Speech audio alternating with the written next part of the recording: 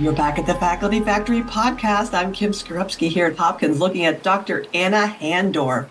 Good morning, Anna. Good morning. Thank you so much for inviting me. I'm happy to be here. Dr. Anna Handorf, MD, is currently the director of Tiny Talks in the Department of Pediatrics and Peter L. Slavin, MD, Academy for Applied Learning in Healthcare at Massachusetts General Hospital. And Dr. Handorf is an instructor in the Department of Pediatrics, Harvard Medical School in Boston, Massachusetts, and a pediatric hospitalist in the Department of Pediatrics at Newton Wellesley Hospital in Newton, Massachusetts.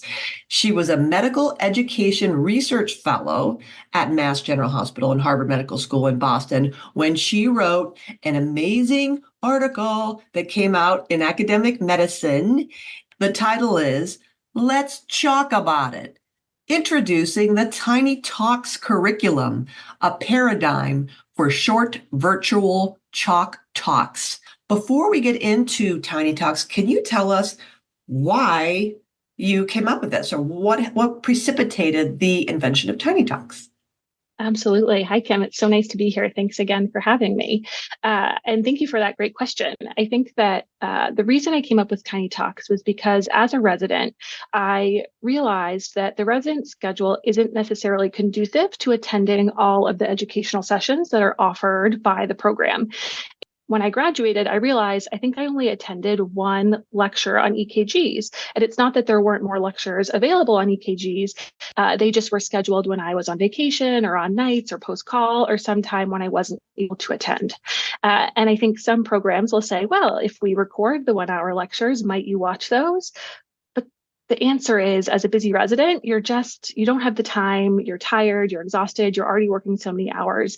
That didn't feel like a really great option.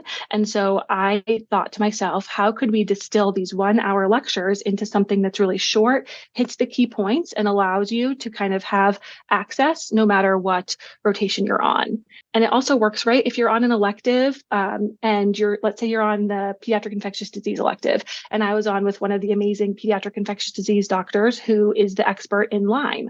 I hear his great Lyme talk, but I missed out on the other pediatric infectious disease doctor who gives the great talk on TB. And so how can we really make it kind of establish some equality, I guess, in the education that we're getting, no matter who you're working with or what patients you see. Thank you. And can you just tell us about this again? Let's chalk about it. Introducing the Tiny Talks curriculum, a paradigm for short virtual chalk talks. Absolutely. So kind of thinking about once I had the idea, I was really lucky to be entering a fellowship in medical education. So I had time and dedicated time to be able to work on something like this, which I think is, you can use your free time, but that always seems to be limited. So I was really lucky to have support from both the Department of Pediatrics and the Learning Lab, now called the Slavin Academy at Mass General, to do this. And so I really went to the literature to say, if we wanted to really distill these 1 hour long talks into something shorter, can we find some evidence? Can we look to the literature to find something that would support this? So really wanted to kind of use e-learning. And so being in the virtual setting to make this a possibility. And I also kind of looked at, I did a needs assessment of the residents in our program and said, what type of learning sessions would they want? And Chalk Talks kind of came up amongst the residents as something that they really love. Chalk Talks are something that we use when you're on rounds often, right? You pull out a piece of paper or you go to a whiteboard, or in the ICU, you might draw on a glass door, and you're able to have just like a short distilled chunk of time to kind of get across a couple of pearls that are really pertinent and in the moment. And so I looked into the existing literature on Chalk Talks, as well as cognitive load theory, the cognitive theory of multimedia learning, principles of adult learning. I won't kind of go into all of those, but kind of looked at all these things and came up with this concept of Tiny Talks. The ground rules that we came up for, that we outline in the paper, are: one, all Tiny Talks must identify a category, and we came up with 3 different categories: approach to, explanation of, or application of, to really clarify the focus of the topic. And the reason we did this is because if you're going to a lecture on pain management. This happened to me when I was mentoring a resident earlier this year. I went in saying like, great, I haven't really thought about the different receptors that that pain medications interact with. This will be a really great review. But the talk actually turned out to be something about the biopsychosocial factors that impact pain, which was an amazing talk. And I still learned so much, but was not what I was anticipating when I first got to the talk. And so if the title had been Approach to the Biopsychosocial Factors that Impact Pain, I would be there ready to learn and ready to participate right off the bat, rather than it taking me a couple of minutes to kind of get into it and realize which direction we were going. So we really wanted to allow residents or any learners to kind of open up and know exactly what they're going into. So is this the approach to, diagnosing hypernatremia, or is this an explanation of how you treat it, right? There are different kind of factors within each larger topic, and making sure that residents or learners are going to the exact topic that they want was really important to us. Our second rule is that all Tiny Talks must be less than 7 minutes, and all material should be presented on one virtual chalkboard screen. Again, the one virtual chalkboard screen was trying to mimic the chalk talk that you might have in person, where you only have one small piece of paper, one whiteboard, one door in the ICU that you're writing on. And it also allows you to take a picture at the end of the lecture, at the end of the session, and kind of take that away with you as a visual abstract or notes that will remind you of what you talked about. Oh, again, genius. Genius. You're not up there like at a conference where you're using your phone and taking pictures, 15 pictures of somebody's screenshot of their slide. It's literally one thing. Oh, okay. Yes. One slide. And I think that the learners love having the one slide. And many of them have said in our interviews with them that they actually screenshot it and they save it in their phones and they pull it back up. And then that jogs their memory and they remember the whole talk based on just looking at that. We call it the storyboard, which is really kind of the purpose. And when I was envisioning this, that's what I wanted. I was like, we have so much information, but doesn't all need to be written down. You can say things and not write it down, but just keeping it really concise, I think, is really important. The part that I think is challenging for some of the teachers when they come in to create these talks is they think that they can, cover a whole entire topic in 7 minutes, and they quickly realize that 7 minutes goes away pretty quickly. And so we recommend using a technique called chunking, where you really break up a topic into a couple of different subtopics. And so you can really focus on a specific area. And that goes back to the title when you want to describe it as approach to, explanation of, or application of, you know exactly what you're opening. So for example, I created a 2 Tiny Talk series on anaphylaxis. I did approach to diagnosing anaphylaxis and then approach to managing anaphylaxis. And so if you already know how to diagnose anaphylaxis, but you're like, what actually do I need to treat with? You don't have to listen to that first Tiny Talk. You can just jump right into the treatment. Or if you're like, I'm not even at the treatment point, I don't know if this patient has anaphylaxis or not, let me open up something and just learn about the symptoms, you could just go to the first one. And then our third rule, we mentioned we had those 3 rules. So the third one is that all Tiny Talk videos should use the 3-step approach, the hook, the frame, and the delivery, which helps guide the creation of the video. And so this was really me pulling together a lot of existing literature on how to make a good chalk talk. But basically, we want teachers to create a teaching script or an organizational framework for the material that they'll be presenting. And that includes having an introduction or a hook or something that's an exciting opener that's going to really grab their attention and activate prior knowledge. And that really helps learners anchor on the new information to come once they kind of are excited and realize why it's important. And then we kind of go into the frame, which defines boundaries, provides structures, and helps to identify the level of expertise that a learner is going to bring to the topic. And so we recommend using SMART objectives. So I'm sure your listeners are familiar with SMART objectives: specific, measurable, achievable, relevant, and time-based. And we recommend limiting it to only 1 to 3. Sometimes we have 4 objectives, but really to keep it in that 7-minute time frame, you want to make sure that it's pretty limited. Rule 1, all Tiny Talks must identify a category: approach to, explanation of, or application of, to clarify the focus. Rule 2, all Tiny Talk videos must be less than 7 minutes, with all material presented on one virtual chalkboard screen, hence your storyboard. Rule All videos should use a three-step approach: a hook, a frame, and a delivery, which guides the creation of the video.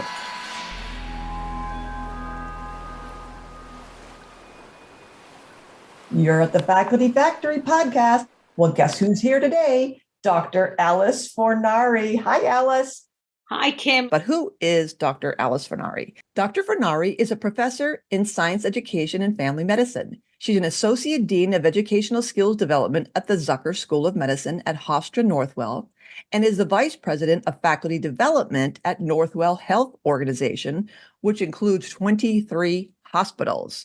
So she has a big plate, lots of hats, does super cool, interesting things. All the work I'm going to describe that I've been involved in just recently started before COVID, but COVID accelerated the work because I was thinking about just-in-time teaching when I was on the last podcast. We discussed it, that as faculty developers, we are no longer privileged with the ability of faculty to sit in a room with us and for us to deliver content and skills for periods of time that people are protected to be able to join us. In the world of medical education today, or health professions education, as I like to say, that protected time is just not there. So I was thinking about just-in-time teaching when we spoke many episodes before. Yeah, so over 2 years ago, right? Yes. So I developed this just-in-time program by email that I would educate people with email teaching tips. It seemed reasonable. Well, it ended up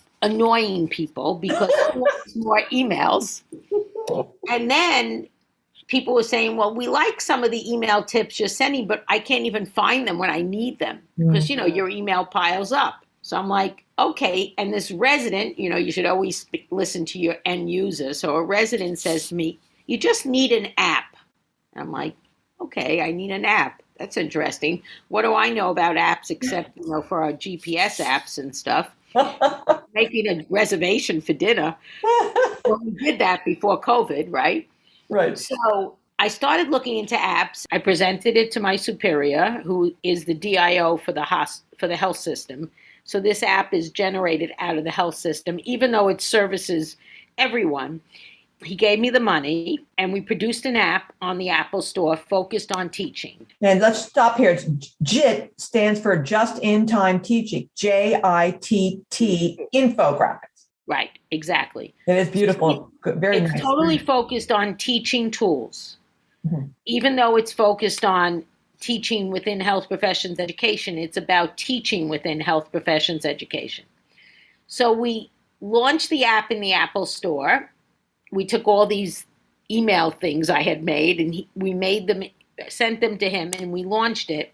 And then there was a pretty big complaint from the Android users, like, what about us? So we got a little extra money and we converted it into the Android, version also. Oh. And people would use it and give me feedback. And one of the questions was, is the content evidence-based? Like, where are you getting all this content from? So it was all evidence-based because it was based on literature. There's an area called foundational. And in the foundational area, it's all the foundational tips you need, no matter who you're teaching. It doesn't matter. Everybody needs these 14 foundational skills. I put evidence-based articles on the 14 foundational skills because I felt that was the top priority. There's a link on every JIT out to PubMed to find the article. In addition, a resident said to me, I'm really in a hurry. I would like to listen to the JIT versus read it, even though it's an infographic. So this is who we're dealing with as our end user. People who don't even want to read an infographic anymore. Exactly. They want a podcast. So I decided for the 14 foundational ones, which I did, I would put a podcast or more of an audio file on the app. So I don't just read the app. I explain it, the JIT that's in that category. It's all foundational. And I give a little example of how to use it. Perfect. And those audios are between 3 and 4 minutes, and they're linked directly from the JIT. Now, this is only the foundational category. There are 16 categories on the app. Wow. The others are clinically specific, like the traditional family medicine, internal medicine, neurology, psychiatry, surgery, OB, pediatrics, I have physical medicine and rehab. I worked with my ethics team that I have at Northwell, and we made ethics JITs on how to teach, how to have a goals of care conversation, how to deliver challenging news, how to do a healthcare proxy, things you do in ethics. Wow, Alice, amazing. Okay, so moving on, I also am very involved in educational research, and I run a course for the health system called Educational Research Skills Development. It's an 8-session course, and that course, I realized I could use a JIT for each topic I teach, like how to write a research question, how to come up with a hypothesis, how to do a literature search, how to choose your variables, how to do qualitative data connection, quantitative. So I made a JIT on each of those. So there is a research tab. You're on the Faculty Factory podcast. I'm Kim Skorupski at Hopkins, looking at Dr. Alice Fornari. Hi, Alice. Hello, Kim. Wonderful to see you. You too. This is a three-peater. Dr. Fornari, this is her third time on the Faculty Factory podcast. Episode number 158, she talked about JIT, just-in-time teaching, which is super cool infographics, content. And today, Dr. Fornari and I are going to have a conversation about something else that she does that's super cool, but it's all really micro. What is the micro talk that you'd like to share with us today, Alice? Oh, thank you. And thanks for having me. For today, what am I doing with the app? So the app is really micro content. People don't want to spend, they only read abstracts of articles. This is an infographic. What does it take to read it? It could take less than a minute, depending how much comprehension you want. But I'm also has some videos to go with it, some of the JITs, because people are saying, I don't even want to read something that takes less than a minute. I want to listen. Right. So we have to be attentive that people want micro. Micro. So if you have micro content, how do you apply it to micro learning as a micro resource? And then you use it to do micro teaching. So everything is micro. This was an adaptation for me. And because here I am, a faculty developer, and I love to give a workshop for 1 hour and have people in front of me and do activities. But people are not showing up in rooms today. This is not what life is about. People are really stressed, really busy. And even if they want to show up, they're not even mentally with you all the time. Right. So I have developed 10 to 15 minute micro talks based on the app, though. So the JITs are a takeaway automatically. They're visual, they're a takeaway. It's in the palm of their hand. But I take 2 related JITs. So let's say I'm going to give you an example. I don't know how many talks I give on feedback, because it's just something we can never get right in the clinical learning environments. Residents complain, students complain. So if you take feedback, there's a very important JIT on feedback. It's abbreviated SFED because it's self-assessment, factual feedback, encouragement, and direction. Every JIT is evidence-based and has an article link out to support the content. And then there's a JIT on narrative assessment where you're writing the assessment. So I would take 2 JITs related to that, sort of bookends, verbal feedback and narrative feedback writing. And I would put them on a PowerPoint slide. And in 10 to 15 minutes, I join faculty meetings that are existing meetings. So I'm not creating a meeting. I'm just being invited to the first 15 minutes or the last 15 minutes of a faculty meeting. I don't care which it is, first or last. They choose. And I come on and I talk for about 10 minutes of those 15. I show them the 2 JITs on a PowerPoint slide. I assume they have the app as a takeaway message. And I review them and tell them how to use them in the clinical learning environment. I can do any of the topics. I have 2 JITs on emotional intelligence. So if you're talking about working with leaders a little more, or, people in leadership positions over residents or medical students, we do 2 JITs on emotional intelligence, what it is and how to develop it. If you want to discuss more about how to, if I'm talking to surgeons, I'll take 2 JITs related to surgery, which could be how to prepare to teach in the OR and then how to teach when you're in the OR, a stepwise process. And whoever I'm speaking to, I apply the content specific. And it's really worked out well. And I've enhanced and increased, of course, the amount of faculty development I'm doing. And of course, the world online. I don't think I run to a faculty meeting in person for 10 minutes. This is all done either, whatever your online system is, either Zoom or Teams or whatever you're using. Wow, So Alice. it's been Oof. very, very productive and exciting. And it works out well. So it combines technology, it combines the need for faculty development in a more expedited way. Thanks for tuning in to the Faculty Factory podcast. We are a faculty development community sharing tools to build academic leaders in healthcare. Maybe you want to be interviewed on the podcast? Please visit facultyfactory.org/contact and send me a message there. The Faculty Factory podcast and website is sponsored by the Office of Faculty Affairs at the University of Texas Medical Branch in Galveston, Texas.